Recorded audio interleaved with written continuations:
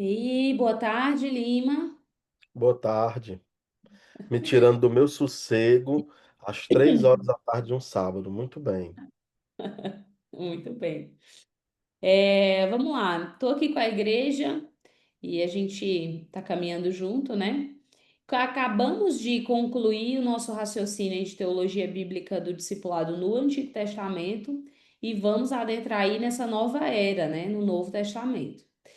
E aí, com isso, eu chamei você para essa conversa. Eu queria que a nossa sala tivesse a oportunidade de ouvir esse bate-papo de como a gente pensa, de como a gente está construindo toda essa linha de raciocínio. Vou fazer umas perguntas e aí você colabora com as suas respostas, tá bom? A Certo. primeira pergunta como que a gente entende essa dinâmica do discipulado no Antigo Testamento e como que essa dinâmica muda na ideia do Novo Testamento? Certo. Falar de discipulado no Antigo Testamento já é um anacronismo, no sentido de que não era um termo muito bem elaborado de como a igreja pensa hoje o discipulado para quando, como era pensado no Antigo Testamento, né? Essa ideia do discipulado, ela é uma ideia muito grega, que talvez ali no finalzinho da história ali do Antigo Testamento já havia essa percepção, né, de alguém que chamava outros para acompanhar, para ensinar e tinha um caráter puramente assim pedagógico de ensino. Eu acho que o Antigo Testamento não tinha tanto esse caráter de vida na vida como nós vemos no Novo. No Antigo, a gente tem. Então, quando a gente olha para o Antigo, a gente olha com as lentes do Novo. E aí, nas lentes do Novo, olhando para o Antigo, a gente percebe que Elias fez isso com Eliseu, de que Moisés fez isso com Josué. Então, que havia sim, de alguma forma, no Antigo Testamento, a gente consegue perceber algumas dessas perspectivas de acompanhamento, de se preocupar ali com a próxima geração. Mas isso por quê? Porque na dinâmica do Antigo Testamento, depois que nós temos ali Deus iniciando, criando um povo para si, que foi a nação de Israel, e as pessoas que já nasciam ali, dentro do contexto deserto, já nasciam crianças que de certa forma já sabiam que faziam parte de um povo, que era um povo eleito por Deus. Então já nascia, de certa forma, com o discurso de que eu sou privilegiado porque eu sou o povo de Deus. E às vezes esse privilégio, por vezes, ele não foi muito bem entendido pela a igreja ali veterotestamentária, né? Inclusive, estou usando aqui o nome igreja, mas na verdade, assim, o povo de Deus ali naquela época ali do Antigo Testamento. Porque, por vezes, eu acho que até uma soberba, ela cresceu no coração dos irmãos ali do Antigo Testamento, porque achavam que às vezes não precisava nem guardar a lei, não precisava nem guardar os 10 mandamentos, porque não, porque eu sou povo de Deus, e Deus ele vai sempre guerrear as minhas lutas, e Deus ele vai sempre vencer por mim. E é certo que Deus iria preservar, sim, o seu povo, mas com certo cuidado, com certo zelo. Aquele povo ia ser um referencial para as outras nações, à medida que guardassem a lei, né? Guardasse os 10 mandamentos. E esse no Novo Testamento, o caráter ele é completamente diferente. Nós temos um Cristo chegando e convidando tanto judeus como gentios para conviver com ele, para andar com ele, para, para apresentar uma proposta de evangelho que para ambos foi algo novo, que foi algo assim que eles não estavam esperando, né? E foi algo muito belo, porque nem todo mundo conseguia ser acompanhado por um rabino, nem todo mundo tinha o dinheiro para pagar um professor. Quem dirá dinheiro ou convite para ser acompanhado por um rabino? Mas aí aparece um Jesus andando pela Galileia, chamando pessoas comuns, seja judeus, não seja judeus, para simplesmente caminhar com ele e viver em algo que pouquíssimas pessoas tinham oportunidade de viver, que era ter um mestre para si, que era caminhar com um mestre. E numa dinâmica muito mais poderosa, porque não era uma dinâmica de você vem para assistir uma aula, mas era uma dinâmica de, peraí, eu vou te ensinar qual é a proposta do reino de Deus. Se você está arrependido, eu quero te dizer que o reino de Deus chegou. E como esse reino chegou, esse reino tem valores que eu quero aqui te apresentar, né? Então, é uma dinâmica bem diferenciada. A gente pode até pensar que no Antigo Testamento existia esse aporte que é muito coletivista. E no Novo Testamento existe esse caráter que é muito pessoal, que é muito individualizado para andar junto do mestre e ser quase que uma mini igreja móvel, porque para onde Jesus voou, essa galera ia junto com ele, vendo como ele vivia, ao mesmo tempo aprendendo da sua doutrina e sendo desafiada depois a viver tudo isso que foi sendo ensinado, né? Certo. Então vamos fazer uma recapitulação aqui. Então, na ideia veterotestamentária, né, lá no Antigo Testamento, eu posso entender que o caráter do discipulado tem esse caráter de eleição, de Deus escolhendo um povo, e a justificativa de Deus escolher esse povo é preparar uma linhagem messiânica, né, para receber o seu filho. Então é por isso que as leis são muito rígidas, é por isso que tudo precisa ser tão radical. Primeiro que a gente precisa olhar para o contexto da história antiga e como que funcionava a dinâmica daqueles povos, entendendo também que a revelação é progressiva, acho que tem uma série de questões. Então é por isso que talvez essa, mesmo que seja anacrônico, né, o discipulado, a gente tentar enxergar ou encontrar aspectos de discipulado no Antigo Testamento, tem mais esse caráter de Deus preparando o Messias, que é a revelação e tudo mais. Então ele está Nós temos. um povo para ser a linhagem santificada para receber o seu filho. E aí no novo, então o discipulado, que é agora encarnado, né, no próprio Cristo, que agora ganha esse novo formato que Jesus chama, e aí vem esse, na verdade, é um imperativo, né? É um convite meio imperativo, porque o convite de É Jesus é porque é um convite segue. condenatório. Ele é um convite É, que quando você não aceita, existe uhum, um peso, né, de não aceitar aquele convite. É um rei que está chamando, exatamente. né? Ele vem como, na verdade, é um convite vindo de uma figura de autoridade, porque se ele é um mestre, um rabino, dentro de todo esse contexto que você falou, e ele aparece lá nos evangelhos, a gente vai ver ele com um imperativo muito objetivo, né? Segue-me. E ele não tá assim, ele não tem uma preposição antes, assim, se você quiser, não tem nada, né? Não, é um imperativo, barra convite, essa ordem de Jesus. E aí, por que, né? Por que que então você acha que isso que é meio intrigante, né?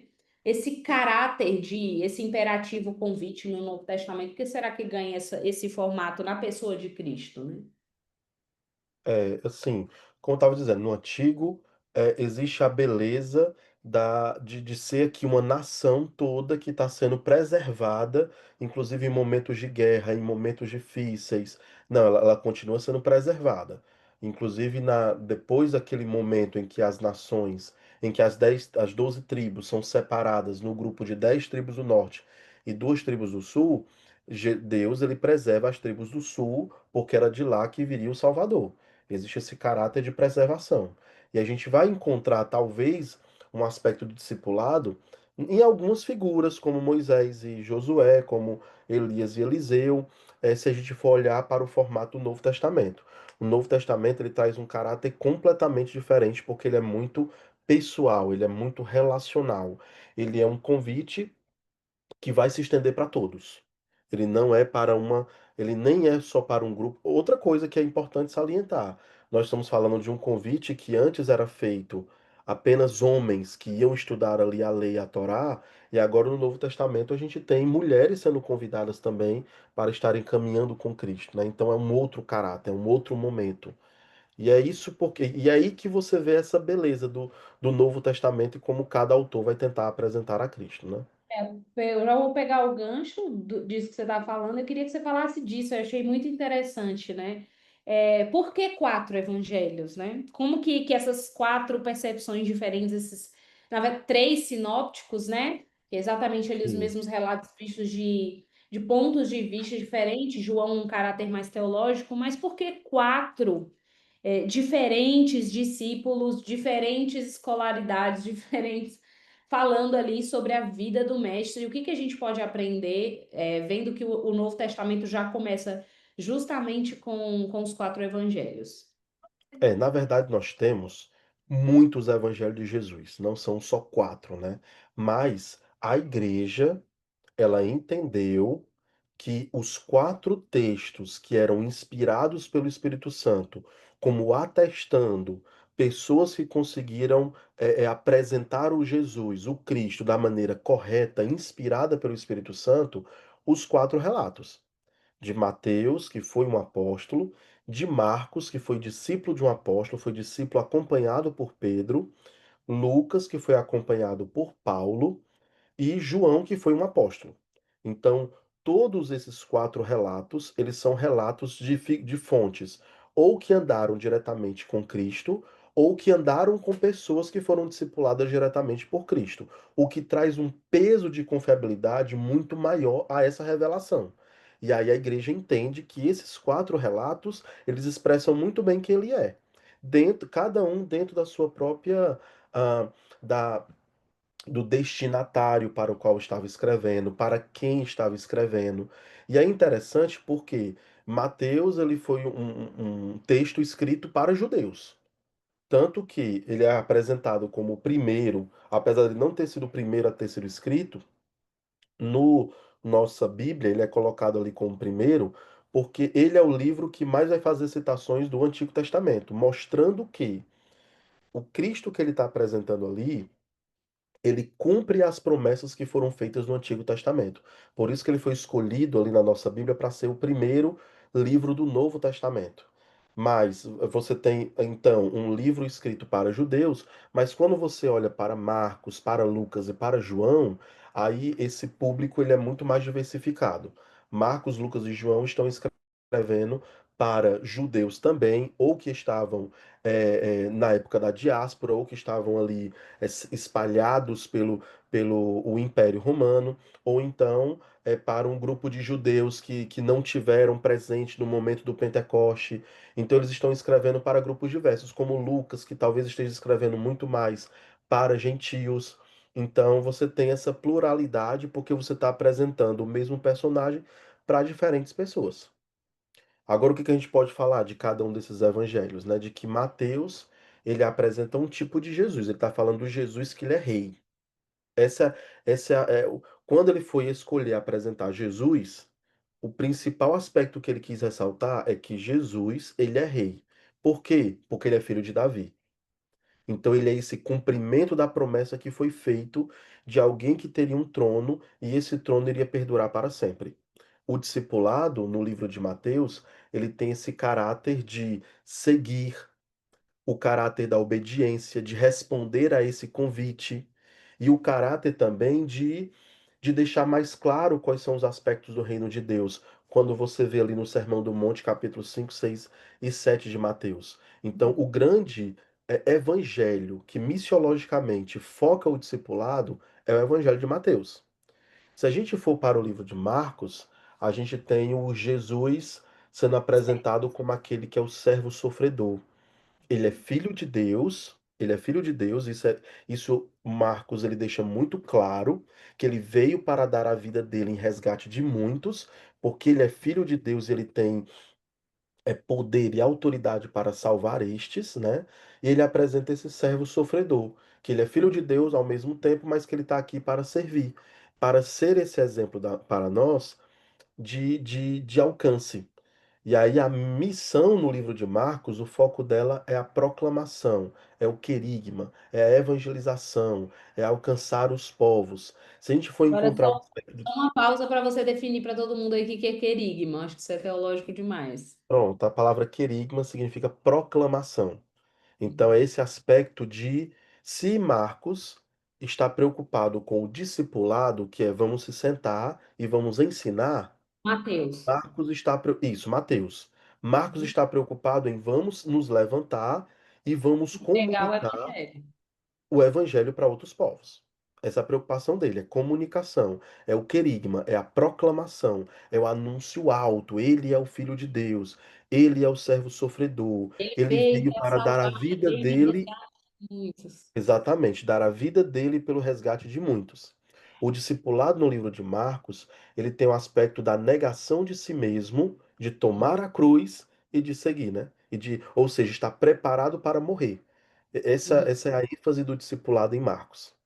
Se a gente for para o Evangelho de Lucas, nós temos a apresentação do Cristo, que é o Salvador do mundo. Ele é o filho do homem que foi prometido a Daniel, que está vindo para salvar Não à toa ele era discípulo do apóstolo dos de Paulo. gentios. Exatamente, o apóstolo gentil de Paulo, né? E aí é interessante porque é ele que vai apresentar que esse evangelho que Cristo está trazendo, ele é para os gentios, ele é para mulheres, ele é para crianças, ele é para pobre, ele é para oprimido, ele é para publicano, ele é para pecador, ele é para samaritano. Então, ele é o evangelho que é para todos. O grande ênfase missiológica de Lucas é o testemunho, é o martírio. Eu quero comunicar, eu quero testemunhar a todas as pessoas de todas as classes que ele é o filho de Deus, que ele é o Salvador, que ele pode te salvar. O discipulado no livro de Lucas, no Evangelho de Lucas, talvez seja a renúncia no sentido de você sair da sua zona de conforto para, em compaixão, se aproximar daquele que é oprimido, que é marginalizado, que ninguém quer se aproximar, que ninguém quer. Ele é esse aspecto testemunhal. Ganha, E posso detalhe, dizer que ganha esse caráter mais global, globalizado, né? Tipo, se Marcos, uma vez, Marcos vai enfatizar a importância da proclamação em si, Lucas vai meio que completar isso, dizendo a proclamação para todos. Para todos. exatamente. Por isso que no livro de Atos 1:8, ele vai dizer, olha, vocês vão ser minhas testemunhas em Jerusalém, na Judéia, em Samaria, que é onde ninguém quer ir, e até os confins do mundo. Vocês Uhum. vão ser as minhas testemunhas com todo este alcance, né? E por isso que a compaixão ela é importante. E era um testemunho, né? Se a ênfase de Lucas é o testemunho, é um testemunho disposto a inclusive morrer. Porque chegou um Testemunho momento, também na origem da palavra mártir também, né? sim, do martírio mesmo, de, Martírio olha, mesmo. saiba que se você testemunhar afirmando que Cristo é o Senhor da sua vida, você podia ser morto.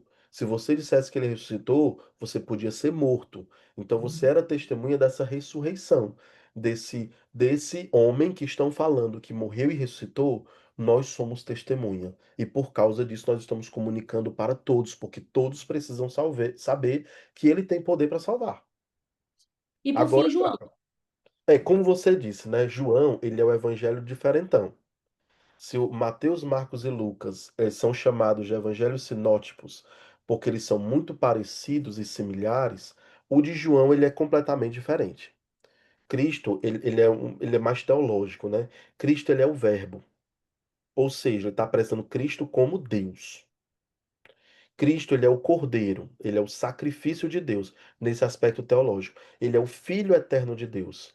E o que foi que ele veio fazer? Ele veio servir. Ele veio lavar os pés. Ele é Deus, mas ele lava pés. Ele é Deus, mas ele cuida do marginalizado. Ele é Deus, mas ele cuida dos excluídos. E como é que ele estava mostrando esse serviço? Através dos milagres. João vai usar os milagres para ratificar que Jesus ele é Deus e que ele se importa com os marginalizados. Em que ele está aqui como Deus para servir. E é interessante porque o discipulado no Evangelho de João, ele tem a ver com você conhecer a Jesus, você viver com Jesus e você permanecer com Jesus. Se você conhece, vive e permanece, aí você frutifica. Então, que é um outro caráter do discípulo. O discípulo ele foi chamado primeiro para estar com ele, e segundo, ele foi enviado. Ele tem uma identidade, porque ele chama para si, para perto, para ensinar o sermão do monte, para conviver comigo, para me conhecer, para viver. Mas depois, ó, tu está sendo enviado. Tu está sendo enviado para fazer Primeiro discípulos. discípulo, depois apóstolo, né? Exatamente. Você está sendo Bom, chamado para ser enviado. para finalizar nosso bate-papo aqui, a última pergunta é agora esse paralelo aí da Torá no Antigo Testamento com essa nova lei, Marcos 5 no Sermão da Montanha aí, como esse tratado do discipulado aí, como que a gente pode ver isso? Pois é, a lei ela permanece. A lei, ela é uma orientação ética de como aquela nação, ela seria uma nação exemplo. Eu acho que ela não deve ser desconsiderada. Nós precisamos refletir mais sobre a lei. Os principais catecismos, quando foram desenvolvidos, eles gastam um tempo considerável para com a lei, mas nós também temos um aspecto do Novo Testamento que é muito interessante com aquilo que Jesus faz.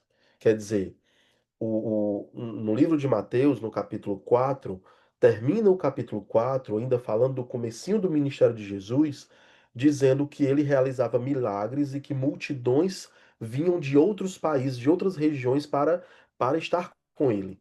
Não era uma multidão, a Bíblia fala de multidões de todo canto, até da além do mar, da além do Jordão, que vinham para ouvir sobre Jesus. Mas Jesus ele não Opa, deu uma queria essa travada. dinâmica. Não, eu discípulos. E se eu quero discípulos, só tem uma coisa que eu vou ter que fazer. Eu vou ter que me sentar. E aí o Sermão do Monte começa, e vendo ele as multidões, se sentou.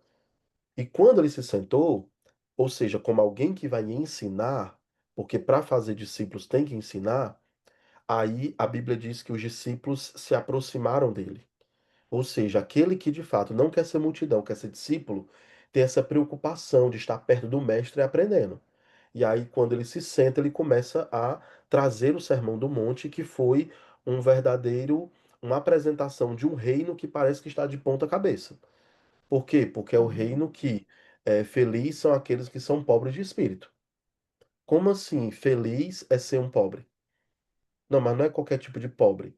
Primeiro que o termo bem-aventurado, ele era usado para deuses. Era Mais um nível de feliz, né? felicidade que só os deuses alcançavam. E Jesus começar utilizando esse termo, bem-aventurado, ele está dizendo que é possível nós alcançarmos a plenitude da felicidade. Quando? Quando nós somos pobres de espírito. Ou seja, nós temos a compreensão de que nós somos espiritualmente carentes. Feliz é o pobre de espírito. Então, quando nós somos, porque deles é o reino dos céus, quer dizer, o reino dos céus não são para aqueles que acham que têm um nível de espiritualidade alto e vão alcançar o céu, mas são daqueles que reconhecem que têm uma necessidade espiritual e se tornam quase que pedintes, porque chegam para o trono da graça pedindo: Deus, tem misericórdia de mim, eu preciso que o Senhor me dê, eu preciso que o Senhor me entregue uma porção da tua graça, me capacita para fazer a tua obra. E aí esse pobre recebe graça da parte de Deus. Mas ele não recebe e acumula. Ele recebe e divide. Para que ele possa terminar o dia pobre de novo. Porque se ele terminar esse dia pobre, no outro dia de manhã ele está lá de novo pedindo lá para Deus no devocional. Deus me dá Nossa, mais, eu preciso mais receber de ti. Olha, olha como eu sou pobre, necessitado e carente espiritual de ti.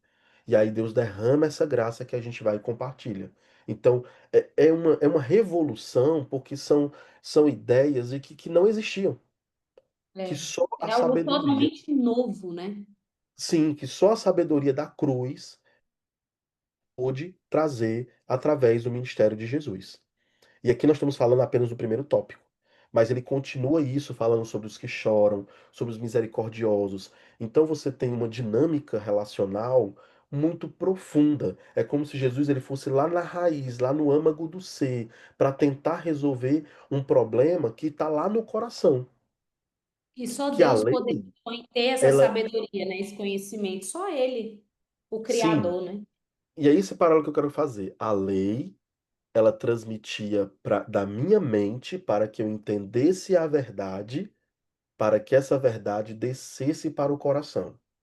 O que Jesus faz no Sermão do Monte é: eu vou direto no coração, afetar esse coração, para que essa mente ela também seja afetada. Então eu acho que a ordem das coisas ela muda um pouco, né? Ela vem da mente, uma sai da mente para o coração e a outra ela nutre do coração para a mente. Por isso que as duas elas devem ser reforçadas nos dias de hoje. Nós precisamos retroalimentar tanto com os valores que estão expressos na lei como também essa preciosidade que está ali no Sermão do Monte para nós. Ambas as coisas nos fortalecem. E aí, depois que ele apresenta as várias características daquele que é plenamente feliz e realizado, aí ele começa a falar sobre oração, aí ele nos ensina a orar, aí ele nos fala como ser sal da terra e luz do mundo, aí ele vai entrando sobre juízo, cuidado com a maneira com que você julga o outro. Então, ele vai trazendo aspectos de caráter e de vida que são muito poderosos. Que aí sim a gente entende que nós fomos para um outro reino. Nós Uhum. não somos Ele, mais ele desse primeiro reino. trata das questões da condição do coração plenamente satisfeito, para depois isso se reverberar numa prática, e não o contrário. Exatamente. E não começa Aí eu falando assim, consigo ser sal da terra e luz do mundo. isso. Tipo, eu não consigo pregar, não consigo ser a luz sem antes estar plenamente satisfeito. É, bom, eu acho que a gente precisa finalizar, e é isso, né? Eu acho que hoje eu tô terminando essa chamada, entendendo mesmo que o discipulado é esse convite de estar mais próximo, né? Que a Eu multidão vai se aproxima de Jesus com interesses. E o discípulo quer estar perto do coração mesmo, quer aprender a andar com o mestre e dar continuidade ao seu legado. Bom, Lima, posso obrigada pela sua recomendar o livro? Hã? Posso Claro, recomendar o sempre, livro? né? Sempre você tem que recomendar a bibliografia. Queria recomendar esse livro, que é Cristo Incomparável, do John Stott. Ele é da ABU. Esse livro, você não precisa ler ele todo. Só a primeira parte é suficiente para lhe converter, vamos dizer assim. Porque ele apresenta exatamente quem é Cristo em cada livro do Novo Testamento. Ele foca muito no Novo Testamento. Mas a segunda, terceira parte, quarta parte do livro também são muito boas. Mas só essa parte bíblica densa que Stott trabalha. E detalhe, o Stott ele é um autor que ele escreveu livros grossos para falar só sobre o Sermão do Monte, inclusive sobre o Sermão do Monte. Mas nesse livro é como se ele fizesse assim um resumo denso de todos os livros do Novo Testamento, de como é que Cristo foi apresentado. Então, assim, é um livro que eu super recomendo para todos. Muito obrigada, amigo. Até a Tamo próxima. junto. Até mais.